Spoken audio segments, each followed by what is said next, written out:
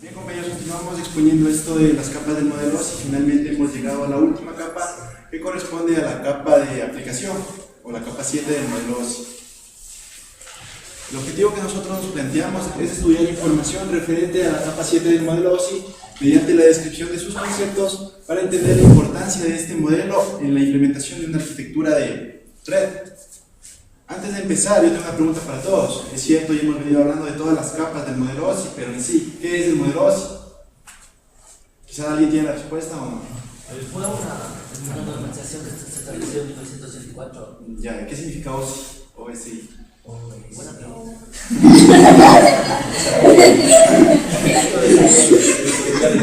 Ya bien, entonces verá un poco de historia. En los últimos años se pudo evidenciar que hubo un rápido crecimiento de las redes, tanto en lo que es cantidad y tamaño. Hablemos de esto a partir del año 1970 hasta acá. Ha habido un rápido crecimiento en lo que es redes. Obviamente, como sabemos, actualmente Internet es la base de muchas de las cosas, entonces ha habido una rápida evolución. ¿Qué pasaba en el pasado? Las implementaciones se hacían tanto con hardware y software diferente. Esto hacía que no haya compatibilidad entre las redes, por lo tanto se dificultaba la interconexión entre las redes, es decir, no había comunicación entre las redes. Es así que se pretendió buscar una solución a este inconveniente, y es que la Organización Internacional para la Normalización realizó varias investigaciones acerca de los esquemas de red. Entonces, en el año 1984, elaboraron el modelo de referencia OSI para ayudar a los diseñadores a implementar redes que pudieran comunicarse y trabajar en conjunto. Justamente lo que les decía, el modelo OSI apareció para hacer redes que puedan trabajar en conjunto. ¿Qué es OSI? La palabra OSI viene de las siglas Open System Interconnection, en español sería Sistemas de Interconexión Abiertos. Una definición del modelo OSI es un marco de referencia para la definición de arquitecturas de interconexión de los sistemas de comunicaciones. Como ya sabemos, el modelo OSI está compuesto por diferentes capas, y ahora la que vamos a hablar y ahondar más es acerca de la capa de aplicación. Dentro de la capa de aplicación, algo muy importante son los protocolos. Un protocolo son un conjunto de reglas y formatos de mensajes establecidos para que la comunicación entre el emisor y el receptor sea posible. Las reglas definen la forma en que deben de efectuarse las comunicaciones de las redes, incluyendo la temporización, la secuencia, la revisión y la corrección de errores. Como ya hemos visto, todas las comunicaciones deben estar temporizadas, debe haber una secuencia y se debe revisar para asegurar que la información llegue a su destino sin errores. Un ejemplo de lo que es el protocolo. Antes de irnos a la red, por ejemplo, hagamos referencia que aquí tenemos una persona que habla inglés y aquí una persona que habla español. Obviamente entre ellos no van a poder comunicarse, pero si aquí ubicamos a un traductor, alguien que puede entender inglés y español, va a poder realizarse una comunicación, ¿cierto? Ya, entonces en redes pasa lo mismo. Por ejemplo, aquí tenemos un computador con la plataforma PC, que viene a ser el origen, y acá tenemos un computador de plataforma Macintosh, que es el destino. La comunicación entre estos dos terminales de red se da posible gracias a un protocolo, el cual va a determinar la manera correcta de enviar los paquetes de datos. En sí, ¿qué es la capa de aplicación? Es la capa más cercana al usuario. Muy importante de esta capa de aplicación es que suministra servicios de red a las aplicaciones del usuario. Ya vamos a hablar más en esto de los servicios. También establece la disponibilidad de potenciales socios de comunicación. Por ejemplo, los navegadores de Internet. O sea, dentro de esta capa de aplicación, uno de los ejemplos que podemos darles muy claros es el navegador, como ya sabemos, el Chrome, el Internet Explorer, el Firefox.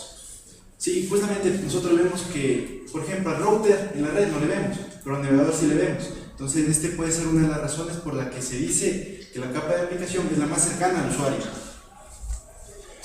Unas cuantas responsabilidades de la capa de aplicación. 1. Identificar y establecer la disponibilidad a los socios de la comunicación deseada. ¿Quieren traer un marcador que nos preste? Por ejemplo, nosotros cuando queremos acceder a una red, ¿qué es lo que hacemos? Nos ubicamos en la parte inferior del escritorio, hablando de Windows. Aquí tenemos un icono, ¿no es cierto? Está más o menos así. Entonces, cuando nosotros damos clic aquí, podemos ver todas las redes que tenemos. Entonces, eso es parte de la capa de aplicación, que nos determina la disponibilidad de las redes. Otro ejemplo de esto también me dice que es la disponibilidad de los socios. Por ejemplo, yo cuando estoy en Facebook, abro una ventanita del chat, ¿no es cierto? ¿Cómo sé que tal persona está disponible? se me pinta el icono de verde, ¿no es cierto? Si no, no hay nada. Entonces ahí estoy determinando si hay o no hay disponibilidad del socio.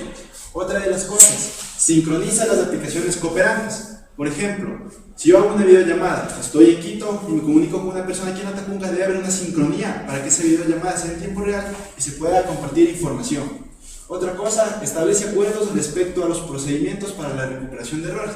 Como ya les mencioné anteriormente, el objetivo de una comunicación es enviar información sin errores. Determinar si existen suficientes recursos para la comunicación entre sistemas. ¿Cómo se da esto? Nosotros, cuando estamos principalmente en el wireless, tenemos las barritas, ¿cierto? Tenemos esas barritas. Entonces ahí nosotros podemos ver la intensidad de la red. Qué sé yo, tenemos solo 2 rayitas. Quizá la comunicación sea más lenta que cuando tengamos todas las rayas completas. Entonces, en eso también nos ayuda la capa de aplicación, a poder observar la intensidad de la red, o si existen suficientes recursos para establecer una comunicación. Otra cosa, controlar la integridad de los datos. Y finalmente, si la capa de aplicación no habría soporte de comunicación de red. En esto del soporte hay 2 tipos de soporte. El uno es indirecto y el otro es directo. Ya les voy a hablar de eso. Las aplicaciones de red directas. La mayoría de las aplicaciones que operan en un entorno de red se clasifican como aplicaciones cliente-servidor. Estas aplicaciones como FTP, los navegadores web, el correo electrónico tienen 2 componentes que permiten operar: el cliente y el servidor. Como ya sabemos, el cliente es la persona que está sentada en el computador enviando las peticiones hacia un servidor que está en algún lugar remoto que no, desconocemos, y él nos va a devolver respuesta de acuerdo a la petición que nosotros tengamos. Un ejemplo más claro de esto, de las aplicaciones directas, un computador como este, un terminal, que envía peticiones a un servidor remoto que va a devolver dependiendo de la situación que se dé. Ejemplo, nosotros accedemos a una aplicación de red, a un navegador web, en donde nosotros digitamos la dirección de una página, ¿cierto? Entonces, dependiendo si es que hay o no hay conexión, se nos va a devolver ya el index o la pantalla de inicio de la página web, o en el caso de que suceda algún inconveniente en la red o en las capas inferiores, puede ser que nos aparezca este mensaje que no tenemos conexión. Ya, bueno, continuando con la exposición, tenemos el otro tipo que es el soporte de red indirecto. ¿A qué hace referencia? Más o menos, hablando desde un ejemplo práctico en una red LAN, por ejemplo, nosotros tenemos computadores compartidos, podemos compartir impresoras y estar comunicados entre todos. ¿Qué significa esto? Que cuando nosotros, por ejemplo, trabajamos en un procesador de texto, podemos guardar directamente en un disco de otro computador, siempre y cuando este esté compartido. A eso hace referencia un soporte de red indirecto. ¿Por qué es indirecto? Porque al momento que nosotros le decimos al procesador de texto que empiece a guardar nuestros cambios en el disco de otro computador, se convierte en el cliente, se convierte el procesador de texto. Ya no actuamos nosotros directamente, sino se convierte el procesador de texto quien va a ir guardando esta información. El proceso redirector es el siguiente. Ya, más o menos aquí está más o menos el proceso que les acabé de explicar. El cliente solicita que el servidor de archivos de la red permita que los archivos de datos se puedan guardar. Entonces, es lo que nosotros hacemos al hacer la petición de que guardemos el archivo en otro servidor. Ya, el servidor responde guardando el archivo en el disco o rechaza la petición del cliente. Entonces, si tenemos un disco compartido en otra PC, nosotros vamos a poder almacenar, pero si no tenemos nada compartido, esto es imposible. Ya. Si el cliente solicita que el servidor de impresión de la red permita que los archivos de datos se impriman en una impresora de red remota, el servidor procesa la petición imprimiendo el archivo en uno de sus dispositivos de impresión. Lo que les decía, ¿no? El procesador de texto se convierte en el cliente que hace esta petición para que se realice una impresión en una impresora de la red. Ya, entonces, aquí tenemos el gráfico, ¿no? Tenemos el cliente, que como les decía puede ser un procesador de texto. En este caso estamos hablando de un bloc de notas. Ya, pues tenemos acá un servidor que va a ser otra PC siempre y cuando nosotros tengamos una conexión de red. Aquí se hace una asignación de la unidad del cliente y el servidor de red va a tener una dirección. Mediante esta dirección vamos a poder guardar este fichero en este servidor desde acá. Ya. Ahora, ¿cuál es otra de las cosas que nos permite la capa de aplicación? Nos permite conectarnos y desconectarnos. Como sabemos, siempre que tenemos una red, debemos tener la conectividad. Eso es lo que nos permite. Es importante ver que cada uno de los ejemplos anteriores, la conexión con el servidor se mantiene solo durante el tiempo suficiente como para procesar la transacción. Ya nos dimos cuenta que, por ejemplo, al mandar a imprimir un documento, la conexión se establece mientras se le pasa el documento a la impresora o al servidor de impresora, y inmediatamente que ya se ha verificado que el paquete ha llegado completo, se cierra la conexión. En caso de que se necesite una nueva conexión para hacer otro de estos procesos, se vuelve a abrir una conexión. Esto es algo que nos ayuda en la capa de aplicación. Ya, aquí tenemos un gráfico más o menos que nos ilustra algo completo, ¿no? Como aquí nos explica más que nada lo que les mencionaba mi compañero, que la capa de aplicación es la más cercana al usuario. Como podemos ver, es la que se encuentra acá.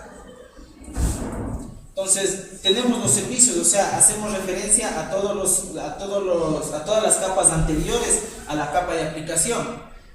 Normalmente estas capas anteriores tienen alguna relación entre sí. La diferencia de esta es que solo utiliza algunos de los servicios de la capa de sesión, pero esta no brinda más servicios a ninguna otra capa. Ya, a continuación tenemos algunos ejemplos de aplicaciones que podemos mostrarles de la capa 7. Ya, por ejemplo, un correo electrónico. Aquí podemos ver Gmail, Outlook, Yahoo, uno de los más conocidos. Ya, un correo electrónico, ¿qué hace? Permite el envío de mensajes entre equipos. Ya, el procedimiento para enviar un documento por correo electrónico involucra dos procesos separados. El primero consiste en enviar el mensaje de correo electrónico a la oficina de correos del usuario. Ya, entonces, ¿cómo es más o menos esto? Cuando nosotros enviamos un correo, el correo directamente se comunica con los servidores del servicio que nosotros estamos utilizando, por ejemplo el Gmail. Al momento que nosotros enviamos un correo, este se envía a los servidores de Gmail. Y el segundo, cuando ya nosotros queremos leer el mensaje que nos han enviado, en ese momento descargamos igual de los servidores de Gmail. DNS, sistemas de nombre de dominio. Ya, esta es una parte muy importante. Normalmente nosotros cuando navegamos por el internet, navegamos con direcciones como podemos observar aquí, www.ucpv6.com. Ya, esto nace con la idea de hacer relativamente fácil de recordar estas direcciones para nosotros. Lo que realmente significa esto es una dirección IP. ¿Cómo se consigue esto? Mediante un servidor DNS.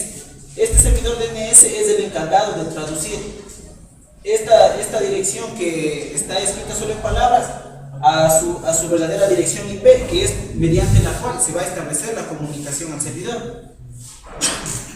Y entonces, el DNS, ¿qué viene?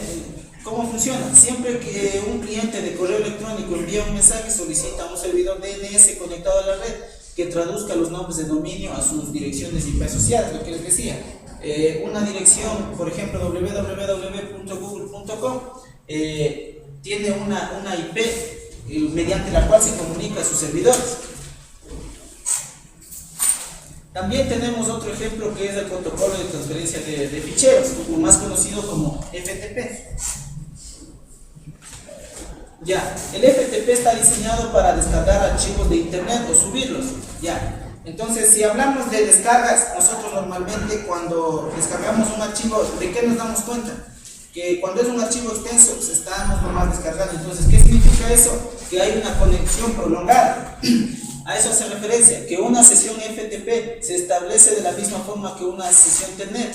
Al igual que lo que ocurre con Telnet, la sesión FTP se mantiene hasta que el cliente termina o hasta que se produce algún tipo de error de comunicación. ¿A qué hace referencia este tipo de error? Por ejemplo, a veces se nos va el wireless. Entonces, ahí se nos cancela la descarga porque se pierde la conexión. Ya, tenemos también el protocolo de transferencia de archivos. Todos conocemos el HTTP. Ya. El HTTP es utilizado para las páginas web. Un navegador de web es una aplicación cliente-servidor, lo que significa que requiere tanto un componente cliente como un componente servidor para que funcione. Las páginas web se crean con un lenguaje de formato denominado lenguaje de etiquetas de hipertexto. Esto viene a ser más o menos un estándar para que nosotros podamos en cualquier parte del mundo acceder a diferentes páginas web. Aquí tenemos un ejemplo de lo que es el protocolo HTTP. Tenemos, por ejemplo, para cuando nosotros escribimos una dirección, siempre comenzamos con el HTTP, dos puntos y dos barras, ¿ya? Y posteriormente se le indica el www, que esto le indica al navegador con qué tipo de recursos desea conectarse. ¿Ya? Y tenemos una tercera parte que viene a ser, como decir, el nombre de la dirección. Ahí hacemos referencia más o menos con esto. Esta parte nos ayudamos con lo que son los DNS, como podemos ver acá. Ya, y la última parte, por ejemplo,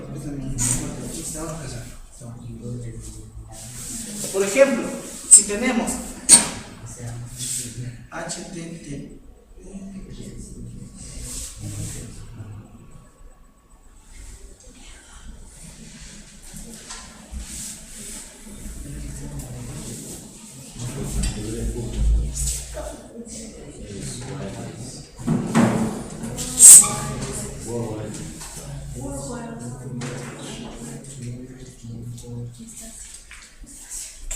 ya. Entonces así, como les expliqué, ya tenemos las anteriores partes que ya les acabé de explicar. Y normalmente al final de estas direcciones nosotros tenemos, por ejemplo, aquí diversos nombres. En este caso yo para el ejemplo les puse index.html. Esto hace referencia al documento al que vamos a acceder. Y para este tipo de documentos se maneja el lenguaje HTML. Ya, conclusiones. Como conclusiones, la capa de aplicación es la capa superior del modelo OSI y proporciona la interfaz de comunicación mediante el uso de protocolos conocidos por los terminales de la red. Aquí podemos observar lo que dice. La capa 7 es la capa superior. Ya, los protocolos de la capa de aplicación permiten intercambiar información entre programas de origen y de destino. Por esta razón siempre se desarrollan nuevos protocolos para mejorar la conectividad de la red. Por ejemplo, hoy en la actualidad ya se está desarrollando el protocolo IPv6. Ya. Todos los procesos de intercambio de información inician en la capa de aplicación de origen y terminan en la capa de aplicación de destino. ¿Por qué decimos esto? Por lo que ya les explicamos. La capa de aplicación es la más cercana al usuario. Entonces, con este interactúa casi directamente el usuario.